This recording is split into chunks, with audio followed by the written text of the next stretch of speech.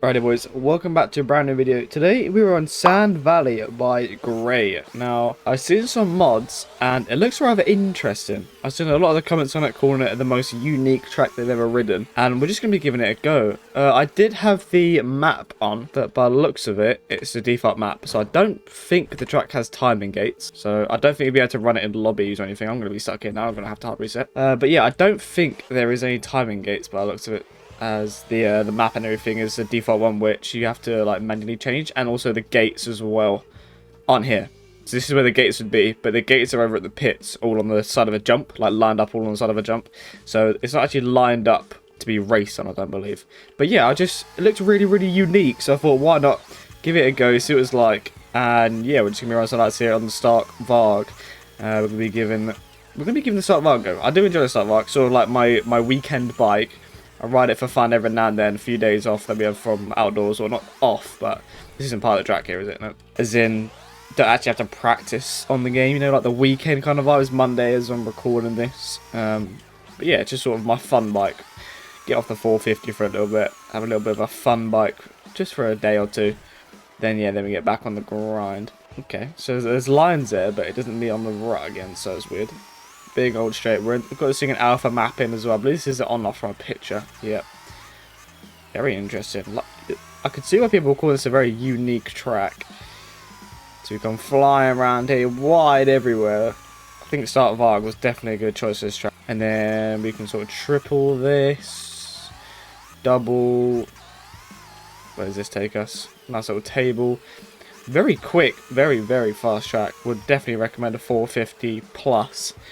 So definitely ride something that's very quick, as it's a very wide open track. If you want to be coached by someone that podiumed at the first ever MXB land event, then click the MXB coach link in the description and book a one-on-one session with me now. Back to the video. This is where the gates are, so I don't think it can actually be used in pub lobbies. And yeah, like I said, it was Monday, so I'm going to be maybe doing a stream at some point this week. Maybe one, maybe two streams. I'd like to maybe get one or two in a week if I can.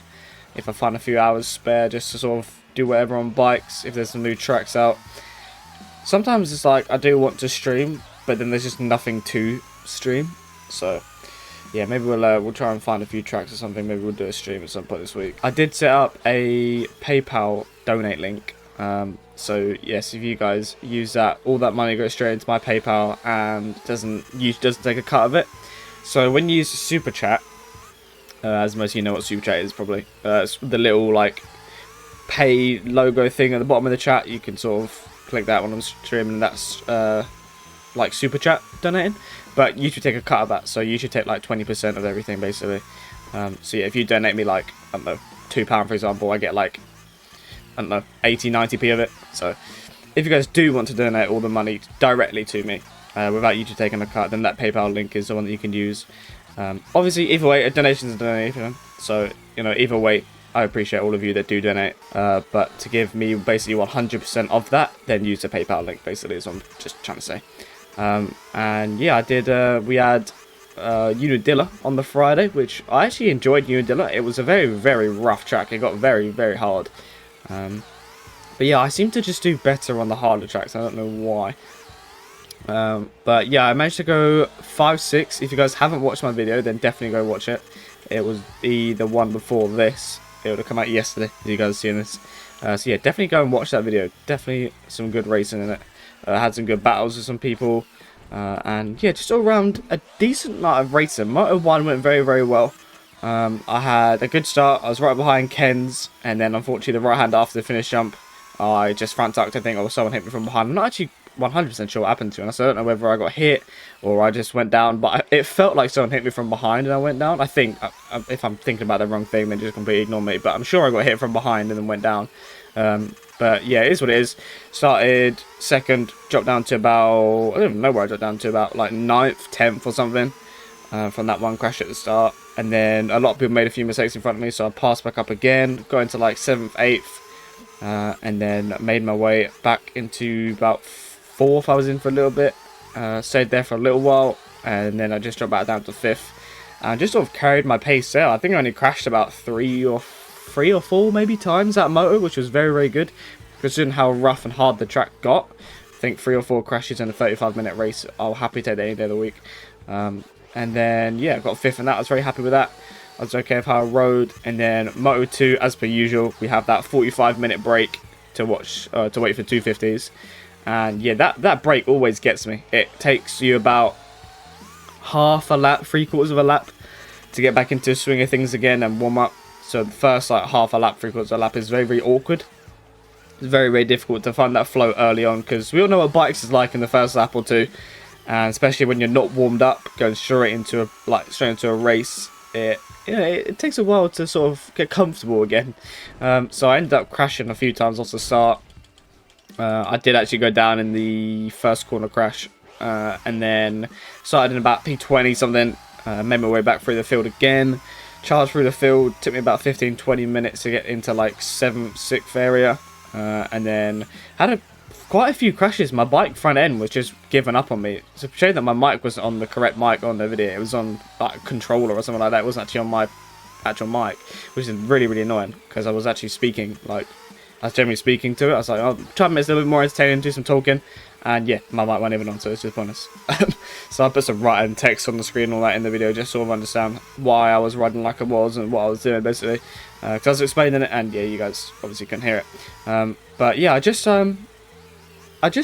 noticed that the front end was really, really struggling on things. It just wanted to keep going. I'm not sure if that's the setup I was trying to set up. I was on Skillman's new setup, I think it's called. So yeah, I think Cam was on that. I think Tyler's been using it as well. I know a few people have been on it, but I thought I'd just try it. And I've changed a few bits, and I changed some geometry bits around on it just to make it feel a bit more comfortable. I found Skills' setups are very boaty.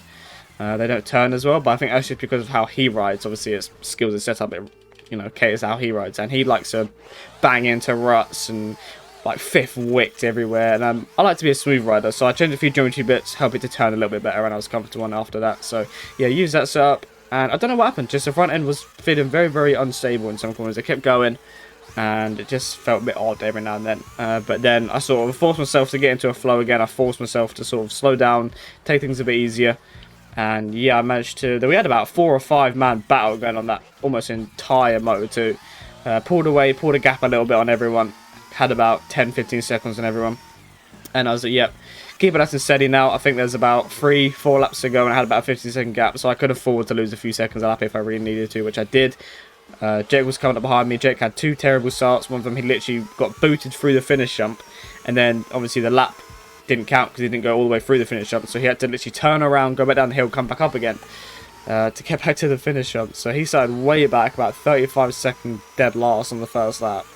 He had a good ride, made his way all the way back in behind me, and yeah, he was absolutely charged. But I was in that point where I was being smooth, I was being consistent. 3 or 4 laps ago, I was in 6th, I think it was, and then I was just sort of happy. I was being smooth, being consistent. Jake was catching up on me, but I was okay with that. Jake had a lot of cuts. He was about 3 or 4, 5 seconds behind me on the track, but about 15 seconds behind me on the leaderboard. So yeah, he did actually end up passing me after I made a big mistake on the finish corner. And then I just sort of stuck with him. I did actually crash on the fast right-hander as well down the bottom. So I lost a bit of time from that, but I still had him on cuts. I think I had about 8 seconds on him still just by cuts.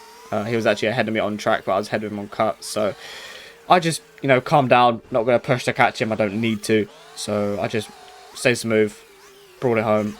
Crossed the line in 7th, but got 6th on cuts, which is good. So I went 5-6, got a 5th overall.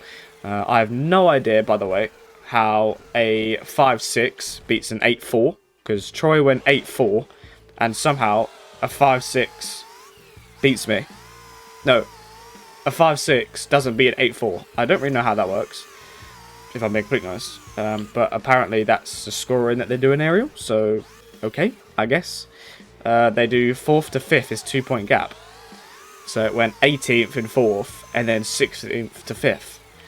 So we actually tied on points, but because he beat me in the second race, he got me in the overall just because he beat me in the second race. Second race is always a decider, so still got 5th overall, which I'm happy with. And yeah, still working our way to that career number. But yeah, talking about aerial for a while there, I just sort of got into it a little bit. Back to the track. Very, very easy track. Very, very flowy, like I said as well at the beginning. You won't be able to run and see in pub lobbies, as I don't believe there's any time gates whatsoever, as there isn't, as I can see by my top left. There's no sector times, no lap time, nothing. And And yeah, I think that will do it for me here. But I've done a little bit about aerial, a bit too much, I would say. So I apologise for that. But if you guys do want to see everything, then go and watch that video. And yeah, go get this track completely free on MXB mods. I'm not too sure if it's his first track. It most likely will be, as there's no timing gates or anything on it. I assume it's his first track. But yeah, we'll leave it there for today. And yeah, appreciate you guys watching. And yeah, peace.